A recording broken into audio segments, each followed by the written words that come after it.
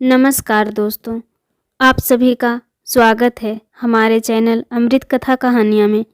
हर साल कार्तिक मास की कृष्ण पक्ष की चतुर्थी के दिन महिलाएं अपने पति की लंबी उम्र के लिए निर्जला व्रत रखती हैं। इस दिन को करवा चौथ कहा जाता है। रात्रि में चांद को देखने के बाद और अपने पति का चेहरा देखने के बाद महिलाएं इस व्रत को खोलती हैं।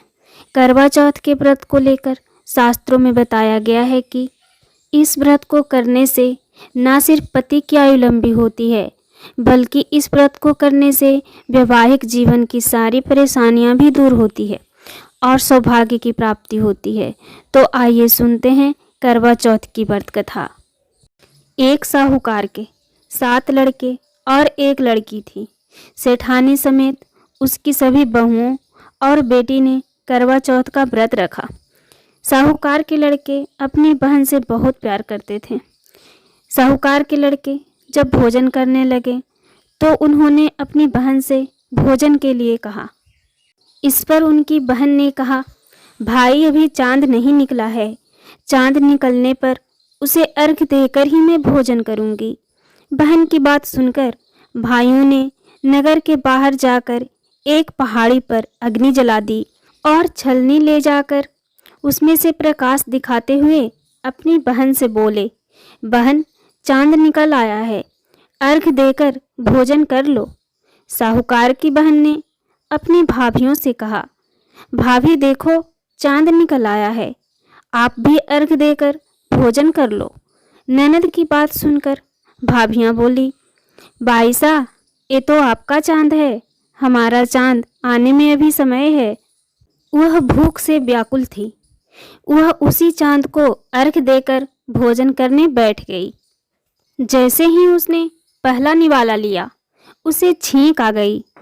दूसरा निवाला लेते ही उसमें बाल निकल आया और तीसरा निवाला भी खाने ही वाली थी कि उसके ससुराल से बुलावा आ गया कि पति बीमार है और जिस भी हाल में हो तुरंत ससुराल पहुँचे। उसे विदा करने के लिए माँ ने जब बक्से के कपड़े निकाले तो काले कपड़े मिले। दूसरी बार सभी कपड़े सफ़ेद निकले। बेटी बोली, माँ तुम रहने दो, मैं चली जाती हूँ। माँ घबराकर बेटी से बोली, बेटी रास्ते में जो भी बड़ा छोटा कोई भी मिले सबके पैर पड़ती जाना। जो भी बूढ़ सुहाग होने का आशीर्वाद दे तो वहीं अपने पल्ले में गांठ बांध लेना। बेटी बोली, ठीक है, और वह अपने ससुराल के लिए चल दी। रास्ते में उसे जो भी मिला वो सबके पांव छूती गई। सबने सुखी रहो, पियर का सुख देखो, खुश रहो का आशीर्वाद दिया। ऐसे वह अपने ससुराल पहुंच गई। ससुराल के दरवाजे पर छोटी ननद खेल रही थी। जब उसके पांव छुए तो उसने आशीर्वाद दिया, सदा सौभाग्यवती रहो, पुत्रवती रहो और बूढ़ सुहागन हो। यह सुनते ही उसने अपने पल्ले में गांठ बांध लिया। जब घर के अंदर गई तो उसने देखा कि उसका पति मरा हुआ जमीन पर लेटा है और उसे ले जाने की तैयारी हो रही है। वो बहुत रोई, बहुत चिल्लाई। जैसे ही उसे ले जाने लगे वो रोती चिल्लाती बोली, मैं इन्हें ले जाने नहीं दूंगी। फिर भी जब कोई नहीं माना तो वो बोली, मैं भी इनके साथ जाऊंगी, और वो नहीं मानी तो सब बोले, ले चलो साथ में। जब पति को जलाने का समय आया तो वो बोली, मैं इन्हें जलाने भी नहीं दूंगी। तो सभी बोले, पहले तो पति को खा गई, अब उसकी मिट्टी भी खराब कर रही है। लेकिन वो नहीं मानी। गांव के और परिवार के सभी बड़े लोगों ने यह निर्णय लिया कि इसे यहीं रहने दो, इसके लिए एक झोपड़ी बनवा दो। वो वहां अपने पति को लेकर रहने लगी। वो पति का साफ सफाई करती और उसके पास बैठी रहती। उसकी छोटी ननद उसे खाना दे जाती। वह हर चौथ का व्रत करती, चांद को अर्घ देती और चौथ माता आती तो चौथ माता कहती, कर बोले भाइयों की प्यारी बहन कर बोले, घड़ी बुखारी कर बोले, तो वह चौथ माता से अपने पति का प्राण मांगती। पर चौथ माता उसे कहते कि जब हमसे बड़ी चौथ आएगी तो उससे अपने पति का प्राण मांगना। ऐसा करते करते सभी चौथ आई और सभी यही कहकर चली गई। आश्विन की चौथ बोली, तुझसे कार्तिक की करवा चौथ माता नाराज है, वो ही तेरा सुहाग लौटाएगी।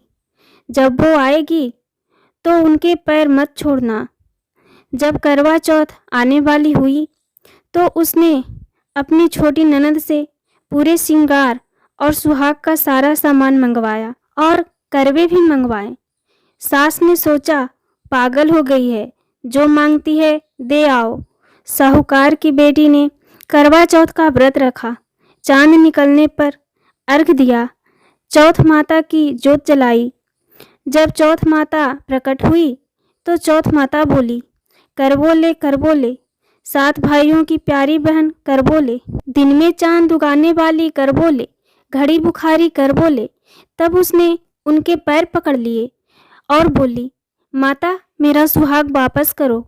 चौथ माता बोली, तू तो बड़ी भूखी है, 7 भाइयों की प्यारी बहन है, तुझे सुहाग से क्या काम। तब वह बोली, नहीं माता नहीं, मैं आपके पैर तब तक नहीं छोड़ूंगी जब तक आप मेरा सुहाग वापस नहीं करती। चौथ माता ने सुहाग का सारा सामान मांगा तो उसने एक एक करके 16 श्रृंगार का पूरा सामान माता को दिया। चौथ माता ने अपनी आंखों से काजल निकाला, नाखूनों से मेहंदी निकाली और मांग से सिंदूर निकाला और चिटकी उंगली का छींटा दिया। उसका पति जीवित हो गया और चौथ माता जाते जाते उसकी झोपड़ी पर लात मार गई। उसकी झोपड़ी महल बन गई। जब छोटी ननद अगले दिन खाना लेकर आई तो उसने देखा कि भाई भाभी की झोपड़ी की जगह तो महल खड़ा है।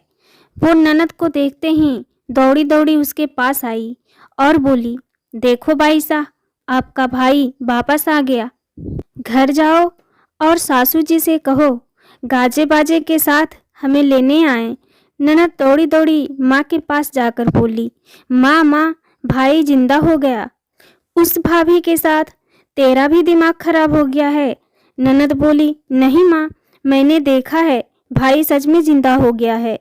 भाभी ने गाजे बाजे के साथ हमें बुलाया है। तभी घर वाले गाजे बाजे के साथ अपने बेटे को लेने पहुँचे। बेटे को जिंदा देखकर सास बहू के पैर छूने लगी और बहू सास के पैर छूने लगी। वो बोली, देखो माँ, आपका बेटा वापस आ गया। सास बोली, मैंने तो साल भर पहले ही इसे अपने घर से भेज दिया था। वो तो तू ही है जो इसे वापस लेकर आई है। हे चौथ माता, जैसे साहूकार की बेटी के साथ पहले किया वैसा किसी के साथ मत करना और बाद में जैसे उसे सुहाग दिया वैसे सबको अमर सुहाग देना और सभी पर अपनी कृपा बनाए रखना। जय चौथ माता की।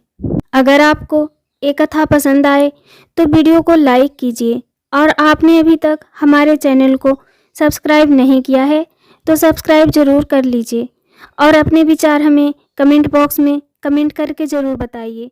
धन्यवाद।